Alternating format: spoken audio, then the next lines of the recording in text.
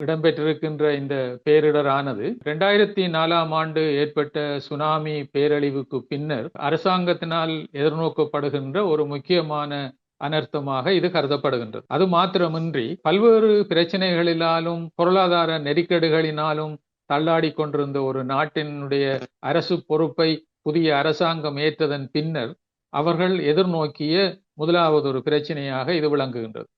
அப்ப இவ்வாறு இந்த பிரச்சனை ஏற்படுகின்ற பொழுது வழக்கமாக பல்வேறு நாடுகளிலும் இன்று உலகின் எல்லா பகுதிகளிலையும் பல்வேறு வகையான அனர்த்தங்கள் தொடர்ச்சியாக இடம்பெற்று வருகின்றன. காலநிலை மாற்றங்களினாலும் சூரியனுடைய மேற்பகுதியில இருந்து வெளியேறுகின்ற அந்த வெப்ப பிறழ்வுகளினாலும் வளிமண்டலத்தில் வெப்பநிலை அதிகரிப்பினாலும் பச்சை வீட்டு வாயுக்களினுடைய அதிகரிப்பினாலும் மனித நடவடிக்கைகளின் காரணமாக போக்குவரத்து துறையில இருந்து ஏற்படுகின்ற புகைமூட்டங்கள், வாயுக்களினுடைய வெளியேற்றம், யுத்த நிலைமைகளினால் ஏற்படுகின்ற தூசுக்கள், வாயுக்கள் என்பவை எல்லாம் வளிமண்டலத்துக்கு சென்று ரசாயன ரீதியான மாற்றங்களை ஏற்படுத்தி இந்த மாற்றங்களின் காரணமாக பூகோள வெப்பமடைதலின் காரணமாக சமுத்திர வெப்பநிலை உயர்வடைந்து இன்று புயல்களை உருவாக்கி அனர்த்தங்களை ஏற்படுத்துகின்ற அளவுக்கு இந்த நிலைமை மாறியிருக்கின்றது. மனிதனுடைய கட்டுப்பாட்டுக்கு அப்பால் அனர்த்த நிலைமைகள் பல்வேறு நாடுகளிலும் சென்று கொண்டிருக்கின்றன. ஆகவே இந்த நிலையில் நாங்கள் திடீரென்று இலங்கையில எதிர்நோக்கப்பட்ட இந்த பிரச்சனைகளை அரசாங்கம் எதிர்பார்க்கவில்லை. ஆனால் இதில் ஒரு முக்கியமான அம்சம் என்னென்று சொன்னால், இந்த சுனாமி ஏற்பட்ட பொழுது இந்த சுனாமியினுடைய தாக்கத்தினால் இலங்கையினுடைய கரையோர பகுதிகளில் பாதிப்புகள் ஏற்பட்டது.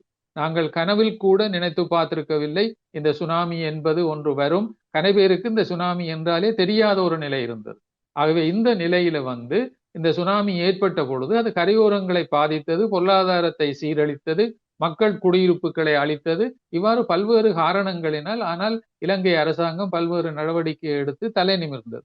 ஆனால் இப்பொழுது ஏற்பட்டிருக்கின்ற அனர்த்தம் அரசாங்கத்தினால எதிர்பார்க்கப்படாவிட்டாலும் இலங்கையினுடைய வளிமண்டலவியல் திணைக்களம் மற்றும் தனியார் நிறுவனங்களினாலும் இவ்வாறு ஒரு அனர்த்தம் ஏற்பட போகின்றது என்பதை முதலிலேயே எதிர்வு கூறி இருந்தார்கள்.